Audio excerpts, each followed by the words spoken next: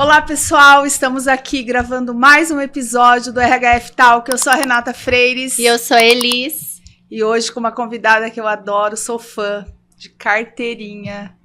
Participou de vários momentos muito especiais da minha vida, aniversário dos meus filhos, meu grande casamento.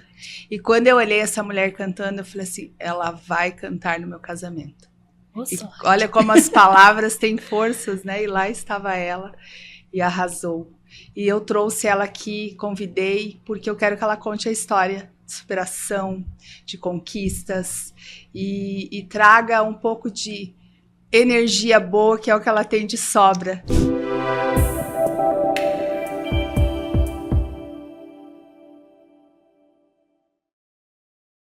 Thaisa, obrigada. Bem-vinda. Thaisa Milo, né? Esqueci de dizer.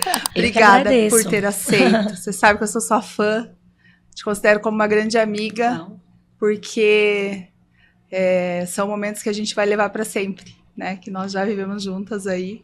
Muita sempre história, bons momentos, né? Que bom. Foram histórias boas e bonitas, né? E assim, eu que me sinto honrada. Primeiro em participar em tantos momentos especiais da sua vida, né? Que eu sei que eternizei.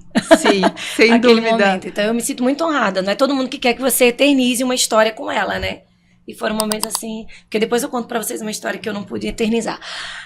Já começamos! Opa, vamos lá! E me sinto honrada pelo convite de vocês, né? Por vir aqui dividir um pouquinho da minha história, da minha vida. E eu acho que é isso, que a gente tem que passar por aqui e não só ter uma história de fama, de sucesso, mas um legado, né? Sim. Que a tua história inspire outras pessoas, gere transformação. E se a minha história, de alguma forma, servir para alguma coisa, vou ficar muito feliz. E com certeza vai, não tenho dúvidas. Isso aí. Sem dúvidas. Então vamos lá, quem Bora. é a Thaisa? Quem Quando sou que nasceu, eu, né? gente? Quando nasceu esse dom já é desde pequenininha? Eu morro de curiosidade. Olha, não sei se esse... desde pequena eu cantava na igreja, desde os 3 anos, né? Mas fui criada na igreja. Assembleia de Deus, né? Rigorosíssima, gente. Sim. Eu não podia escutar música do mundo, entendeu? Mas um dia eu escutei Djavan. Eu tinha uns 9 anos de idade e eu escutei uma música tão linda, era Oceano. E aí eu me identifiquei com aquela música, eu falei, nossa, mas isso é tudo diferente de tudo, mas fala sobre amor. E por que eu não posso cantar sobre isso, né? E aí desde os 9 anos eu virei fã, assim, tanto que o Djavan é a minha maior referência musical, né? Apesar de eu estar no samba e no pagode, se perguntarem assim, quem é a tua maior referência de poesia, de composição, de voz, né? Tipo assim, o despertamento musical mesmo veio através do Djavan. E aí, mas desde os 3 aninhos eu cantava na igreja. Depois eu fiz parte de um grupo bem legal de crianças que a gente rodava o Nordeste inteiro. Olha. Cantando em várias igrejas. E aí, aos 15 anos, eu tive que sair desse grupo, que era a idade máxima para ficar. Entendi. E quando eu saí desse grupo, parece que a minha vida perdeu sentido. Olha. Aí eu falei, o que eu vou fazer agora? Eu já tinha terminado o ensino médio, naquela época era 2º grau. Sim. E eu tava sem saber o que fazer. Aí Você é eu de falei, Curitiba mesmo? Maceió. Ah, Maceió. Nasci Eu em tava Maceió. aqui assim, ela não é daqui, da onde é? Pois Maceió. nasci em Maceió. E aí lá teve essa época e eu falei, o que eu vou fazer? Porque eu não me encaixava em continuar cantando Na igreja? na igreja. Eu não tinha essa identificação aonde eu tava, né? E aí eu vim embora pra cá, e foi uma fuga mesmo. Foi uma fuga, assim. Curitiba. Curitiba. Meu irmão morava aqui. Ah, Aí ele tinha recém tido um neném. E aí tava com a esposa dele e tal. Ele me perguntou, tu quer ficar morando aqui com a gente? Aí eu falei, tudo que eu queria, né? Aí eu já arranjei um emprego com 16 anos. Minha mãe veio me buscar. Aí eu falei, agora eu não posso ir, não. Já tenho trabalho. Agora eu já falei que eu ia ficar. Aí, por muita insistência, ela falou, você fica, mas aproveita, porque é 1 ano que você tem. Se você não passar na federal, daí você vai voltar. Aí eu já tinha estudado como uma doida, né? Agora mais do que nunca. Aí passei na federal, fiz pedagogia, né? Legal. Me formei. E aí pronto, aí fui construindo a minha vida. Pensar em sair de Curitiba só se for para uma coisa assim muito maior mesmo da minha carreira, né? Sim. Mas amo Curitiba, assim, foi a cidade que me abraçou e me fez ser Thaisa Milo. Foi Curitiba. Que legal. Pessoas como a Renata. E você começou a dar aula? Aí eu comecei a dar aula quando eu comecei o estágio ali na pedagogia. Uhum. Daí, professora de escola, já assim que eu terminei a faculdade, eu já passei em 2 concursos e fiquei ali nos concursos, né? E tinha parar de cantar, né? Porque inconscientemente a minha mãe sempre falou uma coisa pra mim: minha filha, o seu marido é seu trabalho, entendeu? Então, assim, estude, se forme e tenha o seu emprego pra você ter segurança, porque a história da minha mãe não foi fácil. E eu a vi batalhando tanto que eu falei, não, ela tá certa, mas inconscientemente eu fiz exatamente o que ela falou. E aí eu dei uma parada na música. Só depois que eu me formei, né, e tava assim, estabilizada financeiramente, foi que eu fui fazer minha carreira. E você começou com barzinho, Festa. Ganhava R$50. Não muito distante, hein? O ano era 2006. 14 anos, né? Não, quase 20 anos. Quase 20 anos. Gente, um dia desses... Entreguei minha idade já. Mas aí, há 20 anos atrás, a gente cantava... Era eu e meu ex-marido. E aí a gente era uma dupla. E aí a gente cantava em barzinho, fazia casamento. Aí pronto. Era um extra. Era um extra. Você dava aula de dia e Só que daí chegou uma hora, hoje, né, que não dá mais para conciliar escola com carreira, porque existe um gasto vocal muito grande, né? Em ambos, né? Só que assim, quando você usa um equipamento, tem um outro rolê, né? Então você usa o equipamento certo para tua voz, na medida certa. E eu também não canto tão gritado. Entendi. Então eu não canto... Então meu canto é mais suave. Mas a sala de aula, 8 horas falando com criança pequena... Qual a idade que você... Era alfabetização. Nossa! Era. Foi aonde eu parei os últimos anos, assim. Onde eu mais me identifiquei, né? Porque eu gostava da afetividade, assim. Então foi onde eu dei a minha parada. Mas exigia muito, né? Falar o tempo inteiro. Sim. Só que eu tinha os combinados com ele. Eles sabiam que eu era cantora. Aí uns falavam, gente, fala baixo que hoje a prof tem show. Era muito engraçado. Mas aí, assim, o meu combinado com eles era não gritar. Primeiro que eu tenho uma filha, que eu não queria ninguém gritando com a minha filha. Né? Então, eu achava inadmissível uma professora gritar com alunos. Né? Então, a minha sala já não tinha essa característica. E aí, os acordos que eu fazia com eles. Assim, eu sinto falta, mas não dá pra conciliar. E eu ficava muito doente também. Porque eu dormia muito pouco, trabalhava muito, me alimentava mal. Então, eu ficava muito doente, imunidade baixa. Então, que impactava na voz também, muito, né? Tudo meu era na voz. Amidalite, sinusite, faringite, laringite, tudo era voz. Pronto. Entendi. Esse é o rolê da minha vida. Atualmente, né? Sim, e pra você, a gente já vai chegar lá, né, onde está hoje, mas para você chegar nesse processo, né, ganhava R$50, tinha uma dupla jornada exaustiva. Sim. O que você foi fazendo, né, para ganhar espaço? Uhum. Ou as coisas foram acontecendo conforme você, igual eu vi você cantando, vem cantar no meu casamento. Sempre foi assim, né? Mas uma das coisas assim que eu me lembro que foi determinante no meu trabalho foi a amizade que eu tinha com os garçons e com os recepcionistas dos bares. Porque primeiro que eu tenho o costume de tratar bem todo mundo. Segundo, eu criava esse vínculo com eles. E quando eles saíam daquele lugar onde eu estava e eles iam para outro lugar, eles me levavam com eles. Então, assim, é bem pontual isso na minha história, assim, de pessoas que eu estava cantando em determinado lugar, eu fui cantar em outro lugar, olha, liga para essa cantora que ela vem. Aí a gente ia, né? Então, esse, assim, é um fator que eu lembro que é determinante, né? E fora as pessoas verem e me levar, né, para participar da vida deles, assim, acaba sendo vida. E aí pronto, mas teve uma virada de chave super, super importante, assim, né? Porque eu sempre quis mais para minha carreira. Então, mas a pessoa que estava do meu lado, ela não queria. Então, ela queria a vida de trabalhar normal, né? E eu sonhava com mais. Eu falei, não, eu acho que eu tenho um potencial para viver disso aqui, né? Eu quero viver disso aqui. Até porque eu entendo que eu não sou apenas cantora, é minha missão, meu propósito de vida. Eu nasci para isso, né? Então, eu não subo num palco sem intenção. Eu sou totalmente intencional quando eu canto, o que eu canto, como eu olho para as pessoas, o que eu falo, a minha postura é para levar alguma coisa, alguma mensagem, para transformar o dia daquela pessoa. Então, é sobre esse propósito de vida.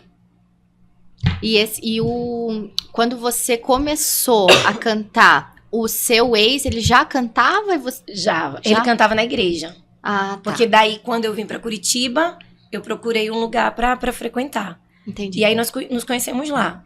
Só que ele era só da igreja. E aí, olha, eu tenho tempo, 5 horas aqui, mas eu vou resumir. Aí foi muito engraçado, porque eu fui trabalhar numa escolinha de uma igreja, que tinha um projeto social. E aí, eu tava num tempo que eu fiquei sem ter onde morar em Curitiba. Tem isso, né? Então, teve um rolê na minha família que simplesmente, Thaisa, não dá mais pra você morar aqui com a gente, então pega o teu caminho. E aí, a intenção era que meu irmão queria que eu voltasse pra Maceió. Eu falei, não, se o problema é esse, deixa que eu saia da tua casa, mas vou seguir minha vida, não volto. E aí, eu tava realmente sem ter onde morar. E eu disse pra ele, era uma terça-feira, falei, até sexta eu saio da sua casa. E eu falei, pra onde eu vou? Pra onde eu vou? Aí, quando foi no dia seguinte, eu fui pedir transferência na Federal, né? Falei, não tenho pra onde ir, vou ter que ir embora. Aí o telefone tocou, coisa assim, de Deus. Eu entrando, o telefone tocou. Oi, Thaisa, lembra que você fez uma entrevista aqui? Então, você foi aprovada. Você pode começar a trabalhar com a gente? Eu falei, quando? Hoje mesmo, à tarde. Aí eu falei, quanto que é o salário? Na época era 384, se eu não me engano. Alguma coisa assim. Aí eu fiz as contas. Eu preciso de tanto pra morar, pra eu ir pra faculdade, pra eu morar e o resto eu me viro, porque daí tinha almoço no lugar. Era essa a vida, tá? E aí eu falei, 384 dá. Eu falei, tô indo trabalhar. Aí já fui, aí comecei. Aí a dona da escolinha, que eles tinham um momento de oração. Aí falou, alguém tem um pedido de oração? Aí eu falei, eu preciso de um lugar pra morar, que eu preciso sair da casa do meu irmão. Aí todo mundo olhou pra dona da escolinha, porque no dia seguinte, anterior, ela tinha pedido a Deus que Deus mandasse uma pessoa pra morar com ela. Uau! Nossa, que legal. Foi isso. Aí falou que tava pedindo, a tia Jo, o nome dela. Aí ela tava pedindo que Deus mandasse alguém pra morar com ela, porque ela tava se sentindo muito sozinha. Ela é uma senhorinha. E aí eu fui, gente. Aí fui recebida como filha, assim, outro momento. É tanto que depois, por um tempo, ela foi embora, deixou o apartamento dela comigo. E deu tudo certo. E aí, só que eu me sentia muito incomodada, porque ela não conhecia a minha história. Eu falei, como é isso? Né? Uma pessoa de fora. Eu falei, Deus, eu preciso que ela se sinta confortável comigo, se sinta segura, né? Porque hoje em dia a gente não pode confiar nas pessoas, não. Sim. Ou é outra coisa. E aí eu lembro que ela falou assim, Thaisa, tem uns CDs ali embaixo, ela não podia baixar, você arruma pra mim? Eu arrumo. Aí quando eu fui arrumar os CDs, eu puxei um CD e falei, tia Jo, você tem um CD meu. Ela, não, esses CDs são todos meus. Falei, não, tia Jo, sou eu aqui, ó. Ela, como assim, ó? Sou eu tinha 12 anos, eu gravei esse CD lá em Maceió. Ela tinha ido numa feira em São Paulo. Olha!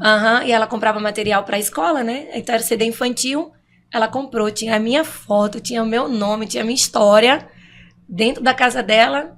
Ela falou, meu Deus, eu tenho um artista.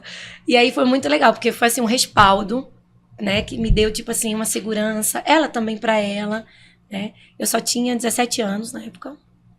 17 anos. Então, tipo assim, aí foi aquilo que tranquilizou. Mas até nisso eu vi o cuidado de Deus, assim, tipo, sim, preparando tudo, né? Aí fiquei lá. Aí lá, nesse contexto, eu conheci o meu ex-marido, que é pai da minha filha. E aí lá ele cantava. Aí eu fui pra uma escola, a diretora ia casar. E falou, você canta no meu casamento?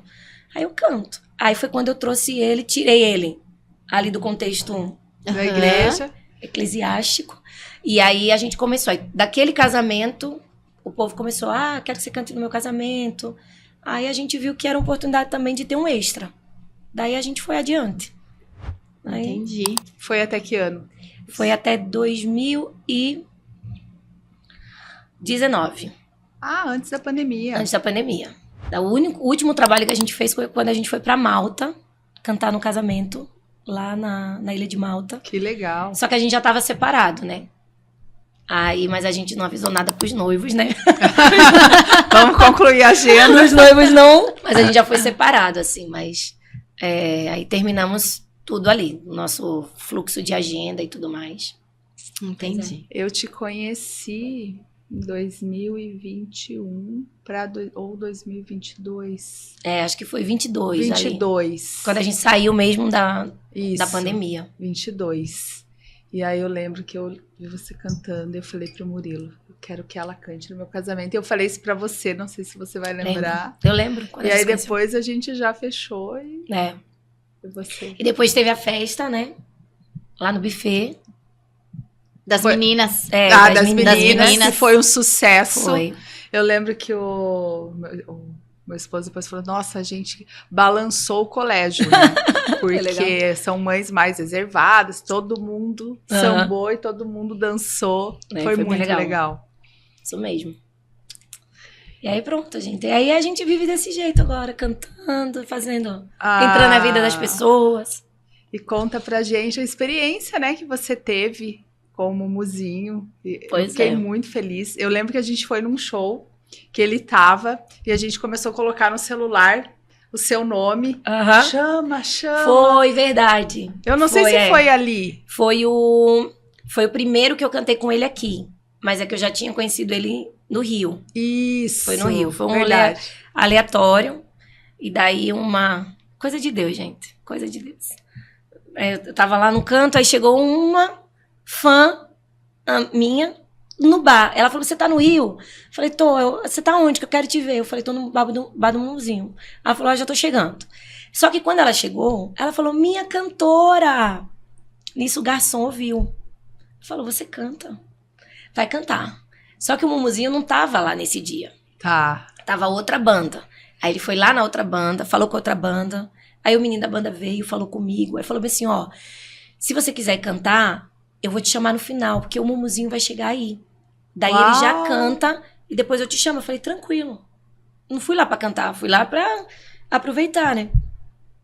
Aí quando o Mumuzinho chegou, ela foi lá pra frente e começou a falar, chama minha amiga, chama minha amiga. E aí ele disse que ele não escutou, ele conta essa história. Ele falou assim, tava ali no show, né? E ele olhou pra mim e viu que eu não tava nem aí. Ele falou, ela não tava ali pra cantar, ela tava de boa. E aí, depois ele falou, quem é a cantora? Aí chamou. Aí a gente teve uns 15 minutos só de resenha, de conversa no palco.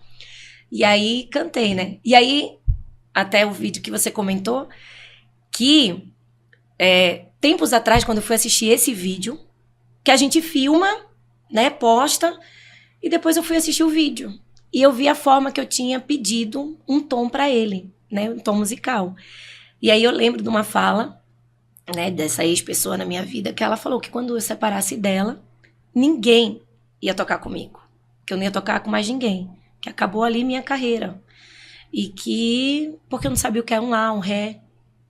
E aí, eu olhei aquilo, na primeira vez que eu escutei aquilo ali, eu fiquei preocupada. Eu falei, realmente, eu não sei. Uhum. E depois, foi criada uma força dentro de mim que eu falei assim, não, essa palavra não vai me parar, né? Hoje, eu falo, né, que ele não sabe o bem que ele me fez ao me dizer isso. Então, eu potencializei isso, né? Eu fiz com que a palavra virasse o contrário. E aí eu comecei a dominar todo o meu repertório, todos os meus tons, né? E é tanto que daí, depois dessa experiência que eu tive com o Mumuzinho, ele falou, você já cantou com o Péricles? Aí eu falei, não, então você vai cantar. Eu, você e o Péricles. Aí ele falou, dia 2 de agosto. Eu, você e o Péricles aqui. Você vem? Eu falei, venho. Aí pronto, aí foi o dia que eu também cantei com o Péricles, né? Subindo e pedindo a música nos meus tons, né? Porque isso é muito importante, principalmente no samba e no pagode. Quando você entra numa roda de samba, no contexto de pagode, você tem que saber o que você vai cantar.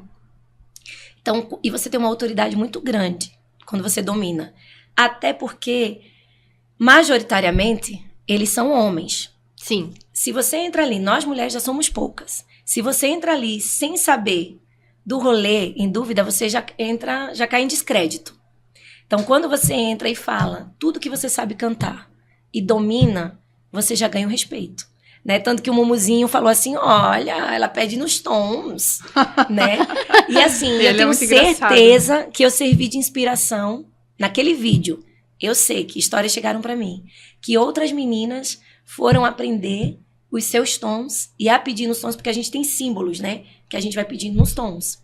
Então, eu pedi um Fá maior, né? Você faz assim, Fá maior. Até a tua postura de dizer como você pede já te dá uma autoridade, uma credibilidade. Sim. E aí foi nesse contexto, né, que eu vi o quanto que eu tinha crescido. E eu falei, meu Deus, olha onde eu cheguei, que eu nem imaginava, né? Que as palavras tinham sido todas contrárias para minha vida. E olha onde eu tava. Aí eu falei, cara, se eu cheguei ali, ninguém me para mais. Muito e bom. aí, assim, eu me sinto preparada para qualquer coisa que vier, né, nesse contexto, porque eu não tenho medo. Mas eu aprendi a não ter medo quando eu falei, não, isso aí não vai vingar na minha vida. Essa transição, né? Imagino que você teve medos, teve inseguranças, né? Porque é tudo novo, desde quando você ficou sem um lugar para morar, Sim. Né? Até quando você tinha ali uma dupla e de repente se viu sozinha e ter que recomeçar, né? E acreditar. Porque a gente fala muito isso para os franqueados, levando para o empreendedorismo isso, né? O medo não nos deixa crescer. Sim. Ele nos barra muitas vezes. Então é muito importante o confiar em si e não ter. E o confiar com humildade mesmo, Sim. Né? Mas falar assim, não, eu não vou desistir. Essa segurança, né? É.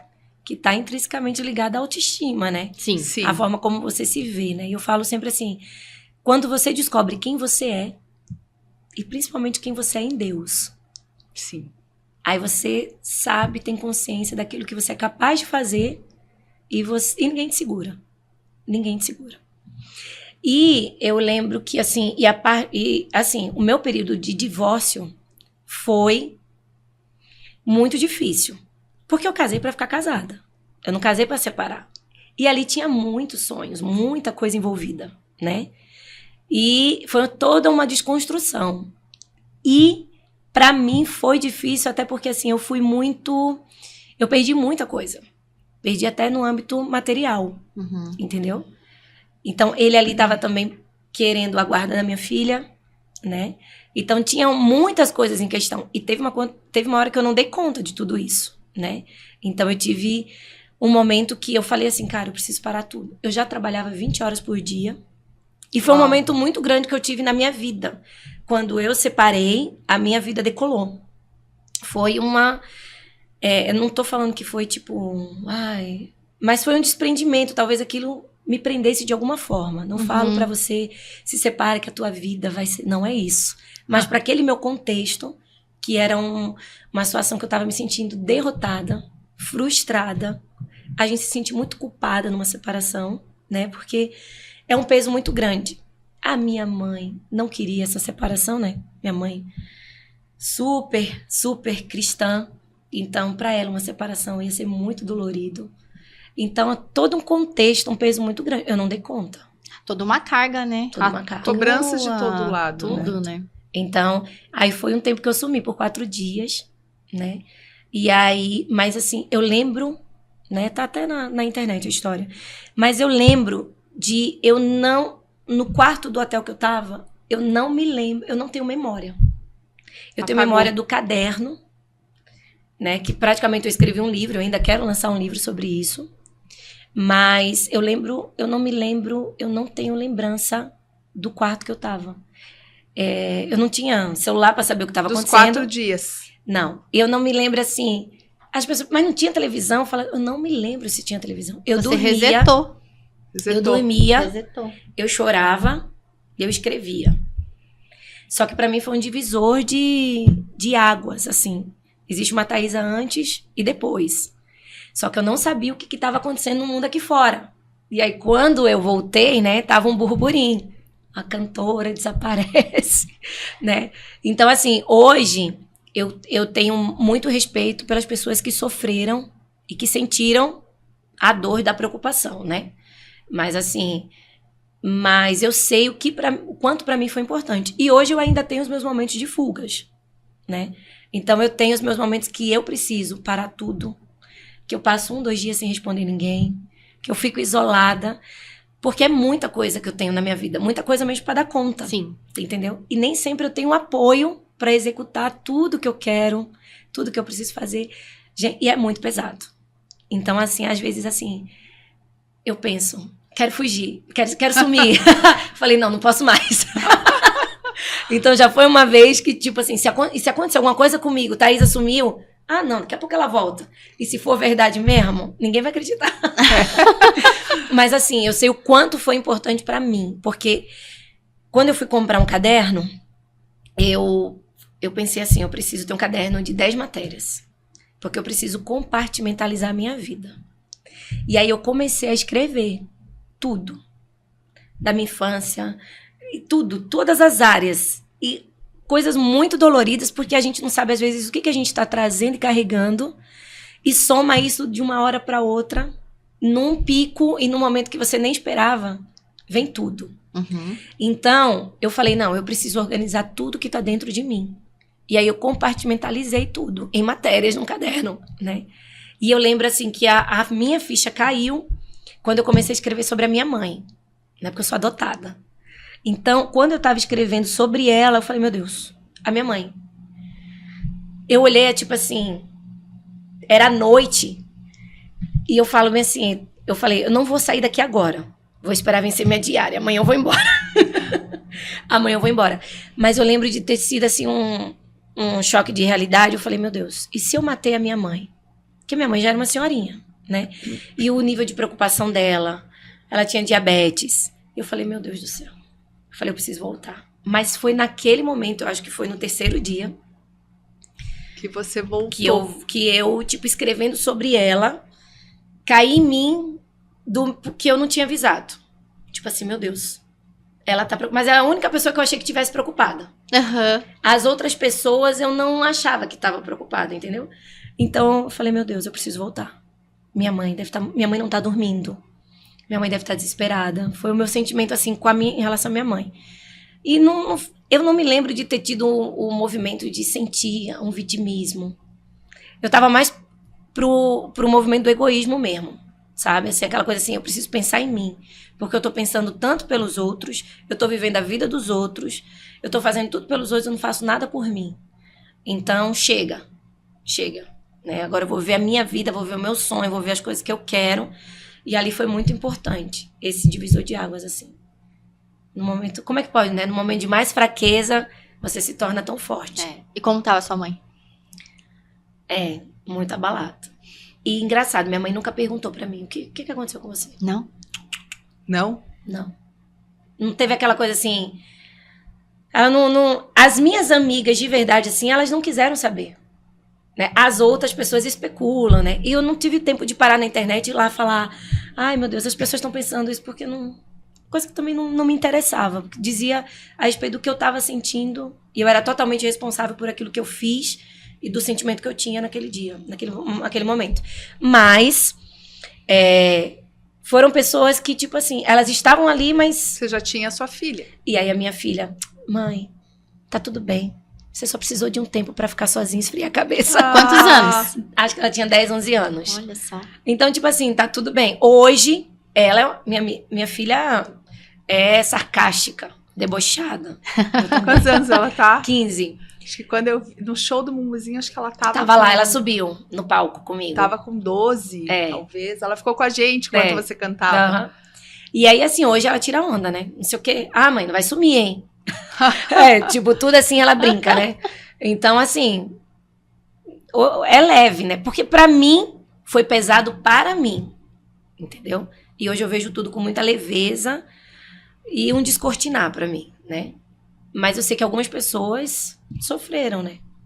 Eu não imaginava que eu ia fazer assim. Eu tive todo um cuidado depois, né? De pedir perdão para as pessoas. Porque elas vinham, a gente ficou muito preocupado. Falei, me perdoe por ter te preocupado, mas eu precisava de um tempo para mim e tal. E ainda quem diga que foi uma jogada de marketing. Nossa. Mas eu não tive marketing nenhum nisso. Porque tudo que eu construí na minha carreira, inclusive, foi fora de Curitiba. Entendeu? Quando teve, assim, E até boom. porque quando eu te conheci, por exemplo, você já tinha, né? Já tocava em vários lugares, já tinha, mas estourou mesmo daí pra frente, depois, né? Depois. A agenda contratar a Thaisa Milo, você já não consegue mais. A gente tentou pra convenção, não deu mais. E foi começo do ano, né? Não, acho que ano passado a gente já olhava a tua agenda assim do mês inteiro. Eles pediram uma agenda pra outubro e já não tinha mais. Já não tinha mais. E não foi agora, acho que tem uns 2 meses atrás. Mas aí, assim, e toda a minha construção mesmo aconteceu depois que eu fiz uma conexão muito forte com o Rio. E aí foi que eu ganhei grande visibilidade em Curitiba, né? E eu sempre deixei muito claro, o que aconteceu comigo foi Thaisa, né? Sim. Que não diz respeito a Thaisa Milo, ali, palco que eu canto. É tanto que eu não trouxe nada disso pro meu palco, né? Em algum momento, eu vou querer trazer.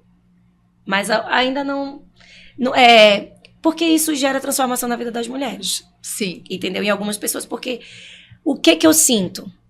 Que as pessoas se identificaram muito com a dor que eu tinha. E quando eu contei, as pessoas falaram, eu passo pela mesma coisa que você passou. Quando eu escutei tua história, trouxe um significado pra minha vida. Mas isso tudo foi em off, não foi no palco.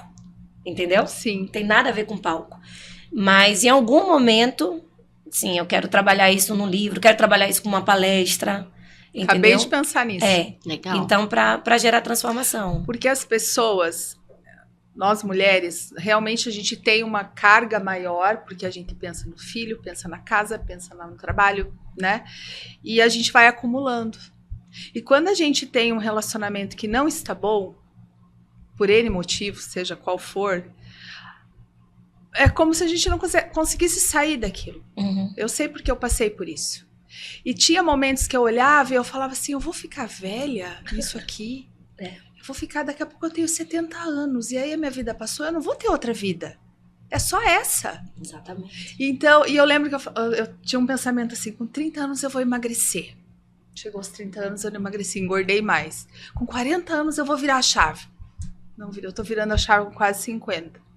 Mas quando? Quando eu saio de um relacionamento tóxico, entro num relacionamento saudável. Vocês não falaram que eu ia me emocionar. Entro num relacionamento saudável, me conheço e hoje eu sei que eu mereço o relacionamento que eu vivo. Mas até então, quando esse relacionamento chega, eu achava que eu não merecia ser servida, eu tinha que servir. Sim. Eu não merecia, eu não era bonita. Por mais que as pessoas falassem que eu era bonita. Porque eu não me achava. E podia vir meu marido, minha sócia, minhas amigas, eles minha amiga também. Não. Mas hoje eu me reconheço. E quando a gente se reconhece, o outro não se reconhece como a gente se reconhece. Exatamente. Né? Isso aí. Então eu vejo que você teve uma estafa. Eu sei porque eu já tive momentos assim. E eu lembro que em 2019 eu fui fazer terapia, eu falei pra mim assim, eu vou pegar o carro e eu vou sair sem rumo. Mas eu falava, não, mas e as crianças? Como é que eu vou fazer isso? Ela falava. Lembra? E teve um dia que ela não me respondeu e eu fiquei. Ela não tá me respondendo. Eu vou sair daqui. Eu vou procurar ela na casa dela. Daí ela apareceu. Não, Elis, tá tudo bem. Eu falei, ai, meu Deus. Então... E a gente chega nesse momento porque a gente escutava, gente, eu quero sumir. Se eu pudesse, eu sumir. Até as mães falavam, né? Qualquer dia desses vocês vão chegar em casa, eu vou sumir. Sim. Então, assim, hoje eu entendo, assim, ao pé da letra, o que é esse sentimento. E eu lembro que eu tava num contexto, gente, nada a ver.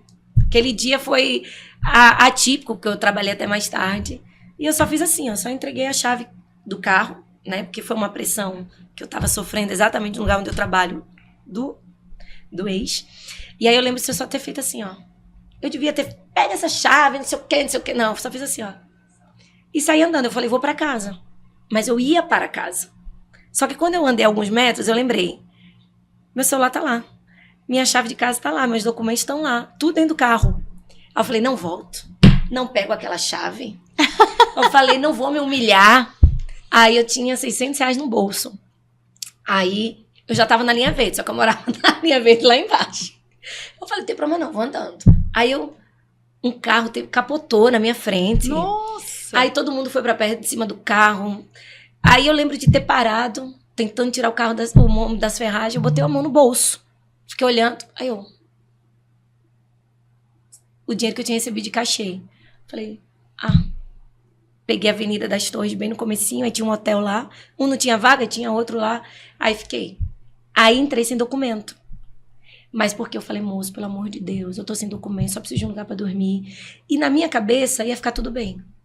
Na minha cabeça, no outro dia, eu já tava no caminho pra São José dos Pinhais, que eu trabalhava lá.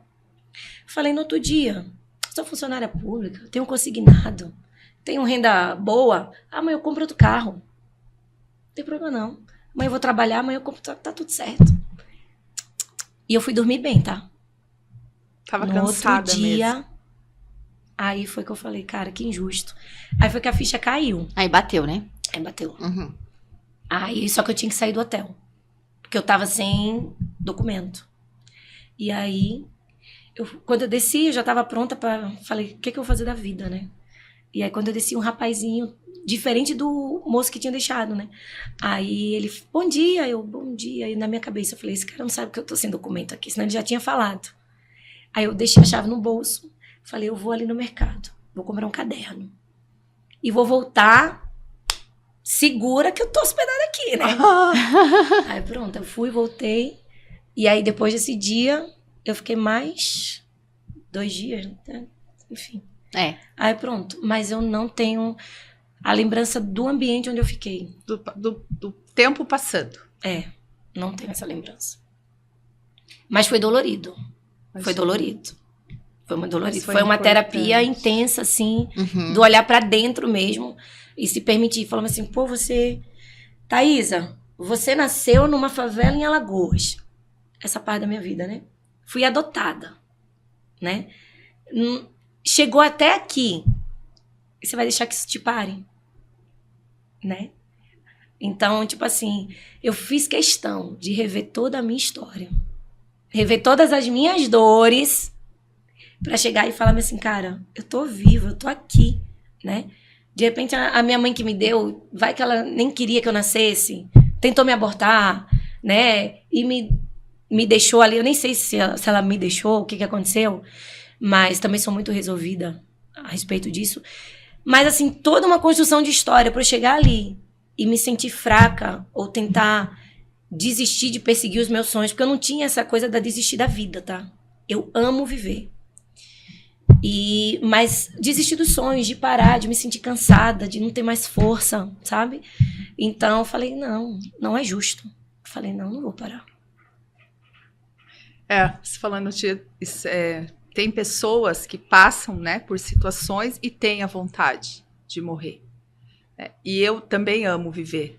Sim, eu falo, não posso reclamar da minha vida. Sempre tive saúde, sempre as portas se abriram, então as coisas sempre foram acontecendo. Independente, né, da questão do meu relacionamento. Mas eu tinha pensamentos, mas eram muito rápidos, porque eu nunca ia ter coragem de fazer isso. Sim. Mas tem gente que tem. Tem. Né? Então, por isso que é importante, igual você falou assim, eu olhei todas as lacunas da minha vida. Quando eu me divorciei, eu falo assim, por que eu fiquei 25 anos nisso? E eu fui buscar respostas. Respostas em terapias, respostas em hipnose. Por quê? Porque eu precisava entender. A minha mãe fez isso. A minha mãe, quando eu tinha 11 anos de idade, ela estava fazendo almoço, eu estava no colégio com o meu irmão, e a minha irmã tinha 1 ano e meio. Meu pai parece que começou a falar que está de brinco, começou uma discussão, ela largou o fogão e saiu correndo pela rua. Naquele dia ela sumiu. Aí meu pai foi nos buscar no colégio, fomos para casa da minha avó e ninguém sabia onde ela estava. No outro dia ela voltou e falou que não voltava mais para casa e nunca mais ela voltou. Né? Então ela estafou. E aí eu só fui entender isso na minha vida adulta.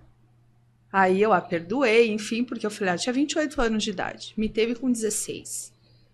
Né? Veio da roça, aquela vida difícil.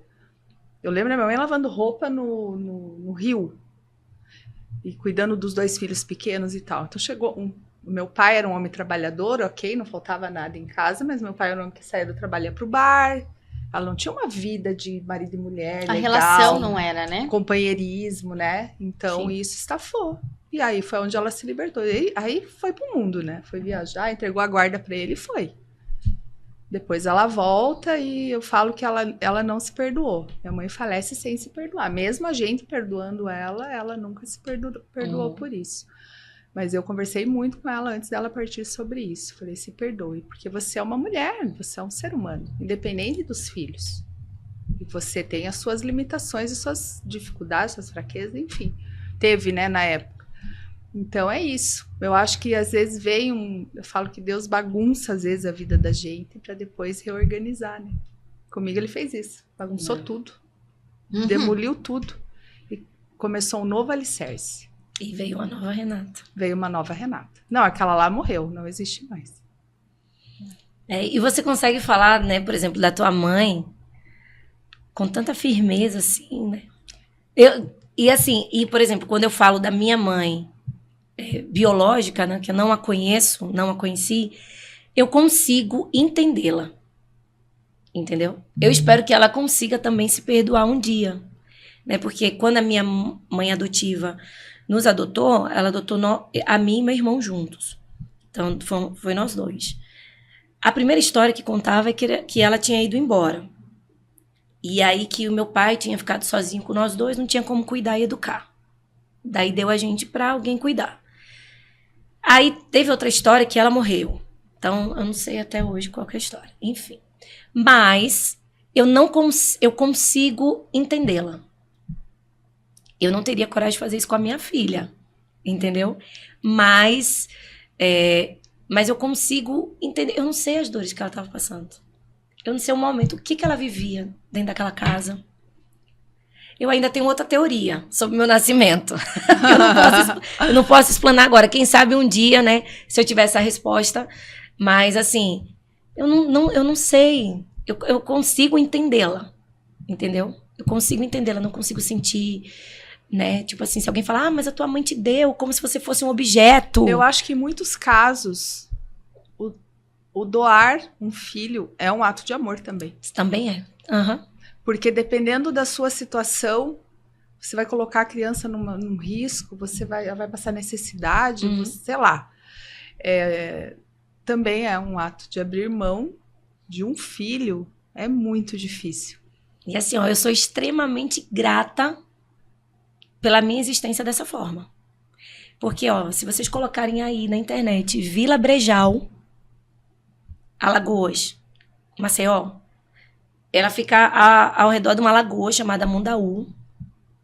É onde sai o sururu. Uau. Não sei se vocês já comeram sururu. Não. Então, é dessa lagoa que tem um sururu. E aí, gente, parece que você entra assim, parece que você tá na África. Eu lembro a gente foi fazer um documentário sobre a minha vida lá. E aí eu lembro de ter passado, assim, eu não tive coragem de entrar. Né? Eu vi uma menininha correndo, assim, toda peladinha, assim, sem roupa, e entrou no bequinho, olhou pra mim e voltou correndo. Sabe quando você parece que se vê? Meu Deus, aonde eu saí?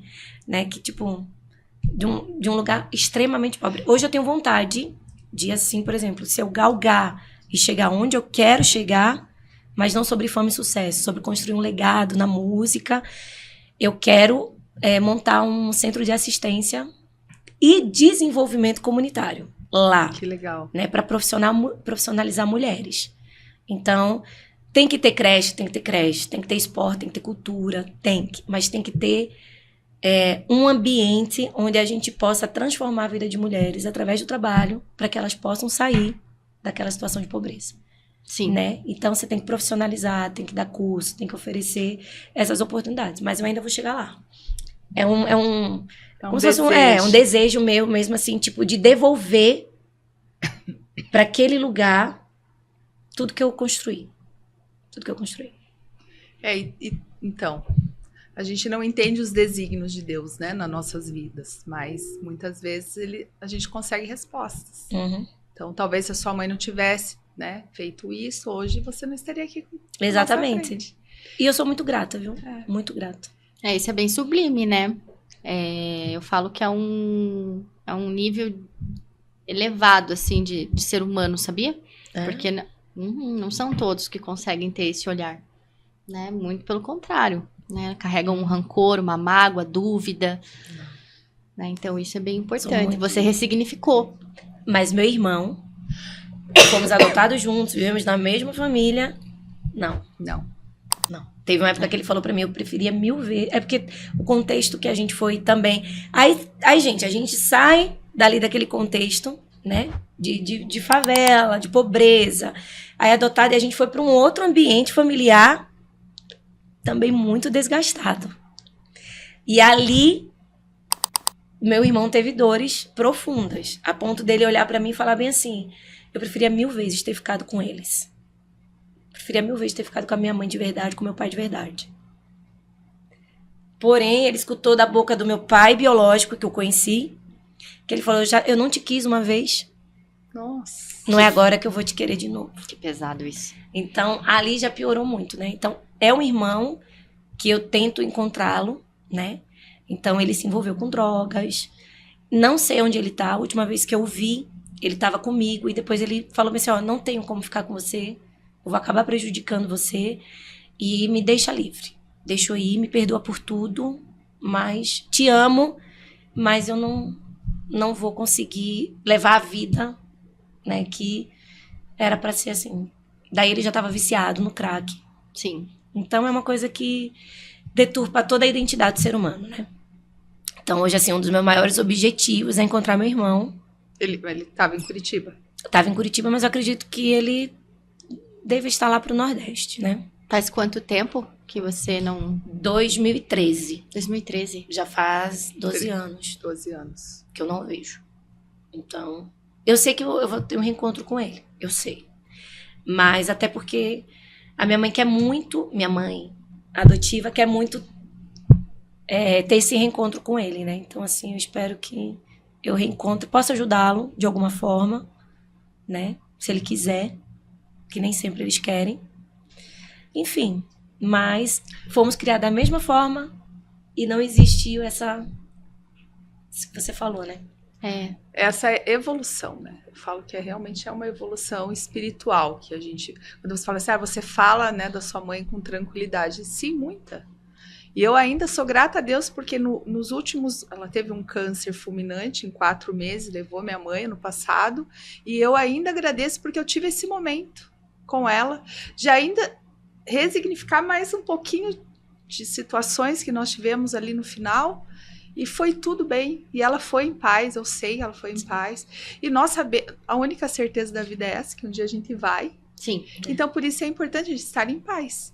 Né? E, infelizmente, muitas pessoas não conseguem. E aí a dor é tamanha, que aí buscam a fuga, e aí vem droga, Várias coisas, bebidas, né? e Promiscuidade.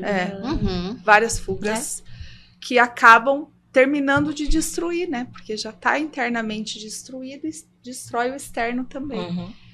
Eu estava falando com uma amiga ontem sobre depressão, o esposo dela está com uma depressão bem severa. E eu comecei a falar assim, Deus, como eu posso ajudar? Eu comecei a conversar com ela assim, mas o que ele fala? O que ele sente? O que ele está tomando de medicação? Falei, ele tem vontade, ele quer ajuda, ele aceita a visita de um pastor.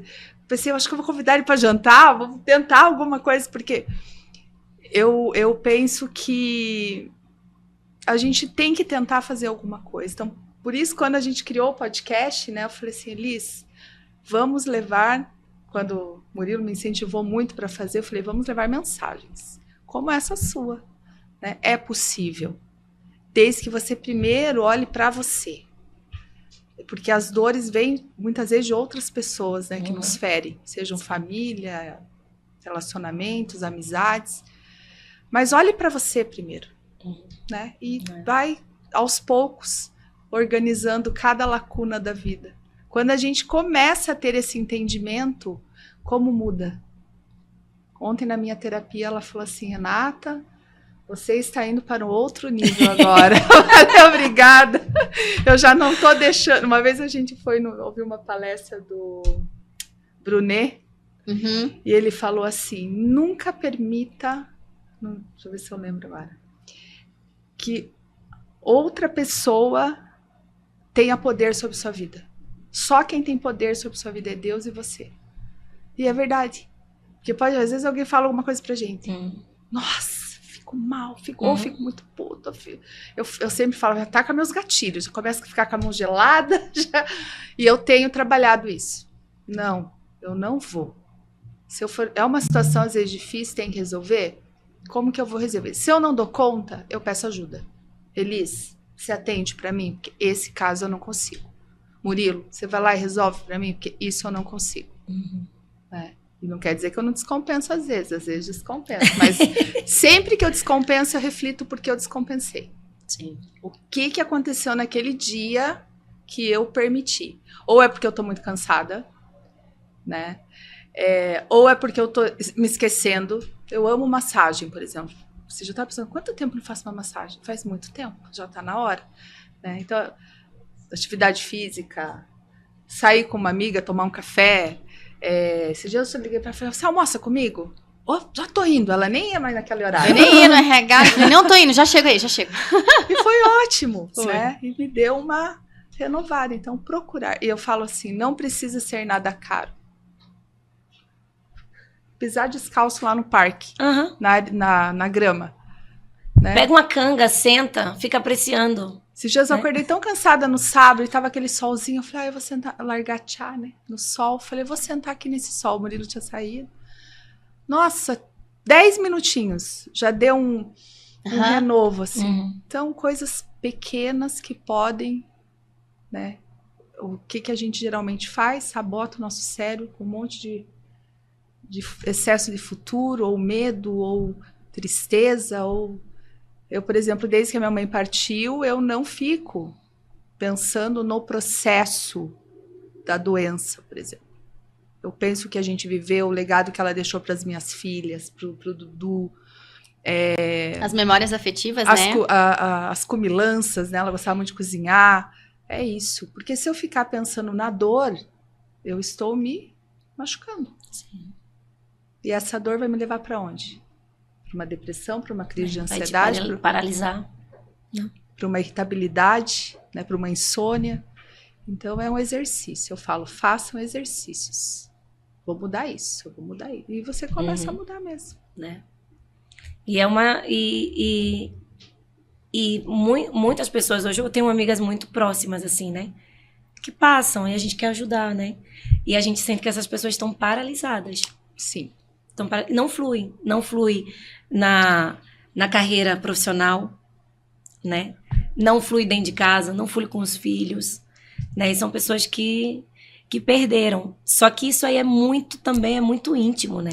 Porque a gente não pode entrar para resolver a vida da pessoa. Não tem como. É um querer dela, mas é toda uma história que ela traz, a dor que ela carrega, né? A nossa vontade é falar, dá aqui tua dor, deixa eu te ajudar. Mas a gente não consegue fazer, né? Não. E é só a decisão da pessoa, né? Eu quero, né? E assim, com tudo isso que eu falo, hoje não pensem que eu sou a pessoa mais bem resolvida na vida. Porque a gente tem desafios todos os dias. Porque as pessoas devem olhar e falar assim, nossa, que história, né? Olha, deve ser... Não é. Porque cada dia é uma batalha, cada dia é uma coisa para viver, para vivenciar, né? Para você se desconstruir, se permitir levantar de novo, porque você vai cair. Claro. Né? Então é uma batalha diária para você se manter em pé. Não, e dias ruins fazem parte, né? Essa semana mesmo eu tive um dia ruim. Eu acordei e falei, o que eu vou fazer? Falei, bom, vou trabalhar. Trabalhar para mim é uma terapia, eu gosto, que eu faço. Mas eu não vou fazer tudo, né? Eu vou fazer coisas... sempre no trabalho, o da Thaís acho que não tem, porque todas música ela gosta de cantar, mas no nosso trabalho tem coisas que a gente não gosta de fazer, mas tem que fazer. Tem música que eu não gosto, não. Quando tem música que vem. E tem que cantar. Tem que cantar. Tem que cantar. Tem que cantar. Ainda quando é casamento, quando as noivas escolhem alguma música que você não gosta de cantar, que é o mais particular ali, né? Que é o mais, tipo assim, eu quero essa música. Você escuta a música, ai meu Deus, sério que ela vai cantar essa música? Vontade de dizer, canta outra. Mas existe isso. E aí, naquele dia, eu falei, não, eu não vou fazer nada que eu não gosto. Só vou fazer hoje o que eu gosto no meu trabalho. E ali eu fui recuperando. Aquela noite ainda lendo, no outro dia eu já estava bem. E hoje eu tô ótima. Então, é assim. Que legal, né? É um processo, as pessoas elas têm que saber se respeitar o seu tempo. Eu vejo que é um nível de cobrança, de você tem que estar bem todo dia, ou se você não tá bem, você tem que melhorar rapidamente. Mas sabe por que isso? Assim. Por causa disso aqui, ó. Porque eu abro ali, eu vejo pessoas vivendo vidas incríveis. E aí eu me olho e falo, meu Deus, eu queria isso aqui pra mim. Ai, nem tudo que Por que reluz que eu é não- ouro, né? Por que eu não consigo viver isso aqui? Né? Olha, a vida dessa pessoa é melhor que a minha. Aí vem essa cobrança, vem a insatisfação, né? Tipo assim, por que eu não tenho? Por que eu não consigo? Porque eu quero ter. E você não vai conseguir. Porque aquilo ali é a vida da outra pessoa, diz respeito a outra pessoa. Mas te cria uma insatisfação, né? Uma falta, um vazio. Aí é isso aí. E aí o exercício é o que eu preciso fazer. Ah, então realmente, sei lá, eu vejo alguém, por exemplo, o nosso médico tá lá em Paris. Nossa, que vontade de ir para a Europa. O que eu preciso fazer para realizar esse sonho? Não é?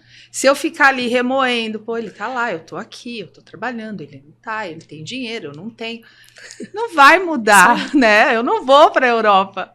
Então, o que eu preciso fazer? Eu preciso economizar mais? Eu preciso guardar dinheiro? Eu preciso trabalhar mais? Eu não sei, né? Alguma coisa eu tenho que fazer para realizar um sonho. Então, e os sonhos são, claro, sonhos palpáveis, né? São passíveis de serem realizados. Mas você tem que fazer, muitas vezes, um planejamento. E abrir mão de outras coisas, né? Para conseguir alcançar.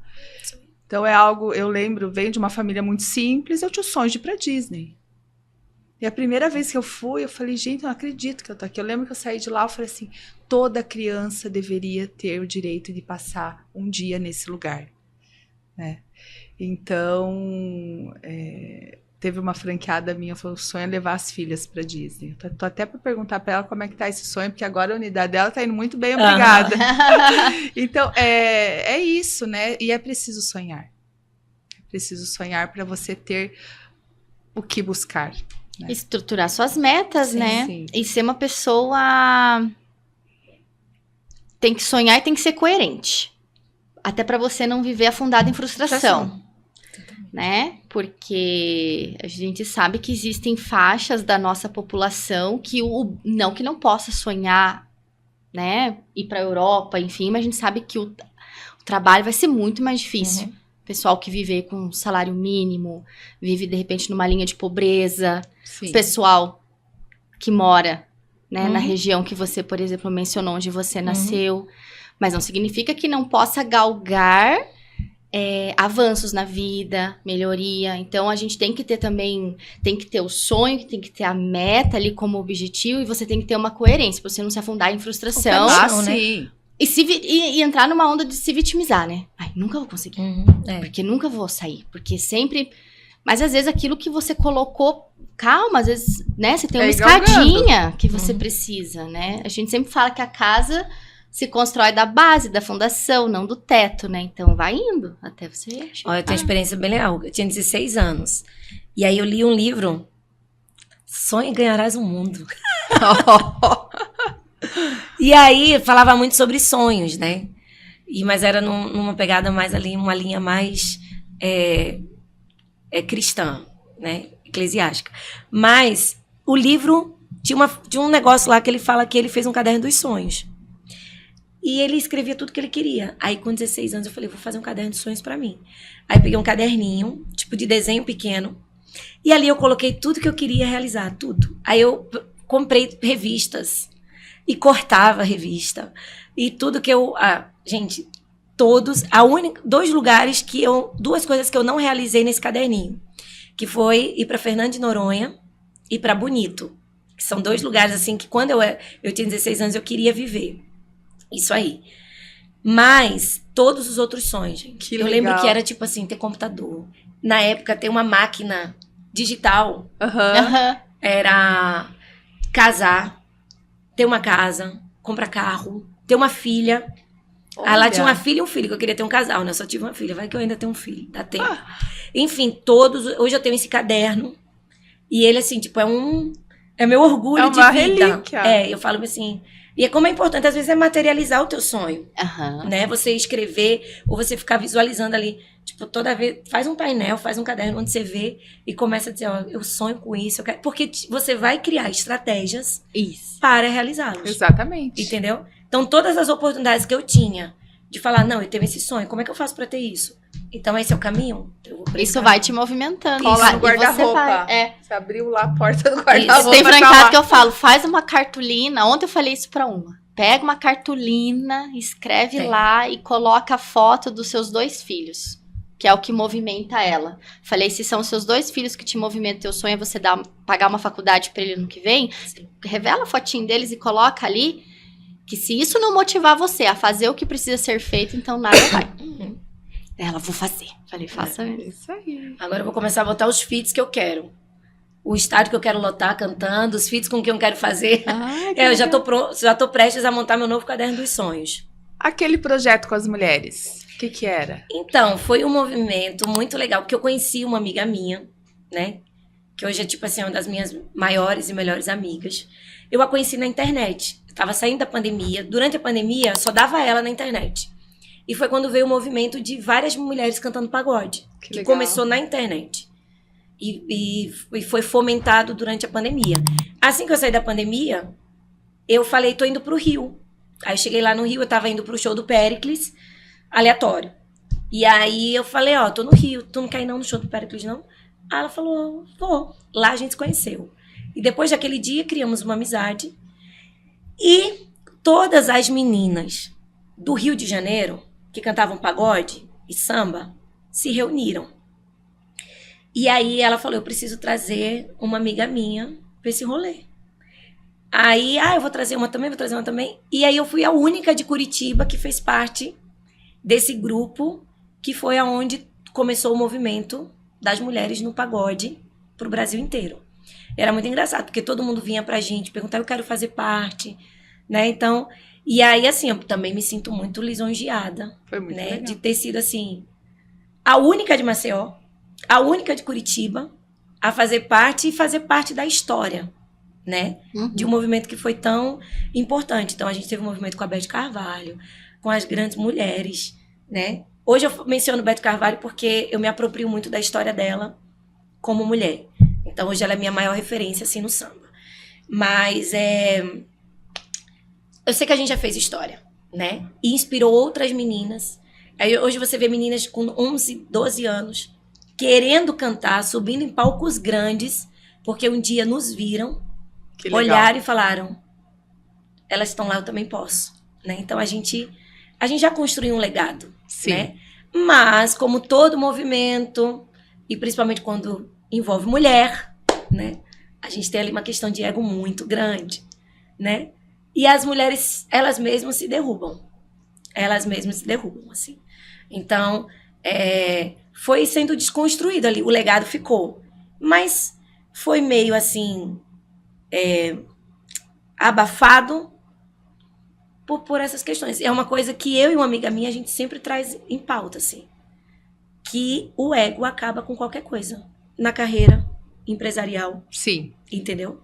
Ela, nos relacionamentos ali com os pares, quando o ego se sobressai, você não sabe ver o outro, você não sabe dar espaço pro outro, você não sabe vibrar, celebrar A conquista amiguinha, do outro. a coleguinha. Se você não dá espaço, vem você crescer comigo também, uma puxa a outra, Não tem. não Não vai. vai. Então isso eu acho que existe em todos os setores, né? Sim. Então as pessoas perguntam, e aí, como é que tá o movimento? Cumpriu o Adormeceu. dever, cumpriu o dever, né? Sim. Mas hoje, assim, tem aquelas amigas que se juntam mais, né? Hoje a gente consegue andar em vários ali, mas tem pessoas que se afastaram, né? Mas o papel foi cumprido. Foi bom enquanto durou. Foi. Então, e aqui em Curitiba, assim, a gente viu outros movimentos aconteceram, porque viram o nosso acontecendo no Brasil inteiro. Então, isso é o mais bonito. Sim. Então, é o fazer história, né? Deixar um legado. Sensacional. Gratidão por compartilhar, né, a sua história com a gente. Tenho certeza que impactará aí na vida de muitas, principalmente as mulheres, né? Sim. Que se veem aí em situações, Uhum. dores. E deixa uma mensagem, passa seu Instagram para o pessoal te seguir. Ah, É porque assim, ó, o maior erro da gente é pensar que aquilo ali só a gente passa. Entendeu? Meu Deus, é só a minha vida. Olha quanta coisa eu passo. Não. Existe uma outra pessoa que já teve aquele sentimento, que passou por aquilo, né? E que deu certo. De alguma forma, elas saíram daquelas situações. E eu tenho certeza também que você vai sair dessa situação que você tá. Sonhar é um dos principais movimentos da vida que você pode fazer, porque ele vai te dar um gás, vai te dar um objetivo. Quem não sonha, não vive, né? Então, assim, que você tenha seus sonhos renovados, seu ânimo reavivado, para que você possa se descobrir, né, e correr atrás. E uma das coisas que eu sempre falo, descubra-se quem você é, a sua identidade como mulher. Isso vai fazer você saber do que você é capaz de fazer e aonde você vai chegar, e ninguém vai te segurar. Ninguém vai segurar essa mulher que está aí, mas primeiro você precisa saber quem você é. E se por algum motivo, né, você está enclausurada, se fechou, né, tá aí histórias de grandes mulheres, cada uma com seus momentos, com as suas historinhas, com as suas dificuldades, e alguma coisinha foi lá dentro e reavivou. E a gente espera que essa nossa conversa também tenha tornado uma chaminha ali, ó, para você despertar para a vida, né? E se você é uma mulher que fez tudo isso, que você também aprenda a dividir, né, toda a sua história de transformação para transformar a vida de outras mulheres. E meu Instagram é Thaisa Milo, Thaisa com TH, de humildade. AISA normal, Thaisa Milo, MILO. Vai lá acompanhar meu trabalho. Tô sempre em Curitiba cantando. Agora a gente vai começar um projeto lá no Rio toda semana, lá no Leblon. E vai ter muitas coisas legais. A gente sempre tá conectadas, graças a Deus, com grandes artistas. Isso é muito bom também. Coisa que eu nunca imaginava, né? Que aquela pessoa lá no Nordeste ia estar em grandes palcos no Brasil, com pessoas que quando eu era criança eu olhava e falava, hoje eu tô, né, sentando, dividindo a mesa na correria, e é muito, muito, muito legal isso. Graças a Deus, eu devo tudo a ele mesmo assim. Ah, parabéns, né? Arrasou. Obrigada, Thaisa. Que vai ter contribuído. Muito. Sucesso e crescimento, e você merece. Então tá, vamos combinar que daqui a algum tempo eu conto pra ver, volto pra contar. E já vou falar com o Murilo pra gente reservar a sua agenda para a convenção de 2026. Porque eu tenho que estar lá. Eu sei que é dia 25 de outubro. Com certeza. Agora os franqueados vão começar a te seguir, já com certeza vão pedir a sua presença. Mesmo. Quero estar lá. Isso aí, obrigada, Elis. Obrigada a você. Foi um prazer. Muito sucesso pra vocês. Amém. Obrigada. Amém.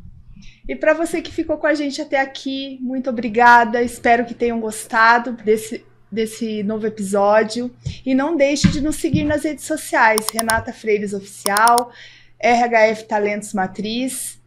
Sigam também o Elis da RHF no Instagram, o nosso Insta aqui do podcast, o RHF Talk, e se inscrevam no nosso canal do YouTube. Todos os episódios estão lá e com certeza um vai fazer diferença na sua vida. Obrigada.